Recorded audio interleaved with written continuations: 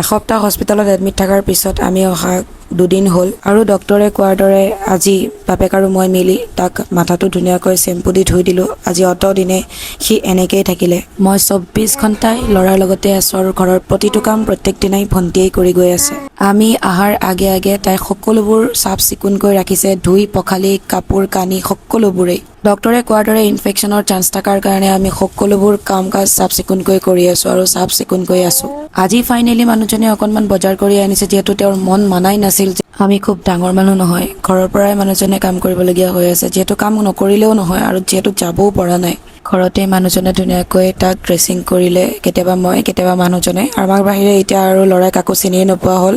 মোৰ লগত থাকে আৰু বাপেকৰ লগতেই থাকে। দুটা কথা কৈ বা ভাষাৰেতো আমি বুজাব নোৱাৰিম যে আমি কি পৰিস্থিতি পাৰ কৰি আছোঁ। হয়, আজি অকণমান ল'ৰাই ভাল পাইছে, তাক মই খেলাবলৈ যত্ন কৰিছোঁ, তাক মই কি কৰিলে ভাল পায় সি সেইবোৰ চব কৰিবলৈ চেষ্টা কৰি আছোঁ। আপোনালোকৰ ইমানবোৰ মৰমৰ বাবে মই এইখিনি ক'বলৈ বাধ্য হৈছোঁ যে জীৱনটো আকৌ নতুনকৈ আৰম্ভ কৰিব লাগিব। এতিয়া আমি ফাইনেন্সিয়েলি পৰ্যন্ত আমি সকলোবোৰ নতুনকৈ আৰম্ভ কৰিব লাগিব। এতিয়া সময় যেতিয়া আহিব লাহে লাহে প্ৰত্যেকটো কথা আপোনালোকৰ মাজত লৈ আহিম। মই এটা কথা কওঁ, ইমান কেনেকৈ ভাল পাব পাৰে আপোনালোকে আমাক। বহুত বহুত ধন্যবাদ।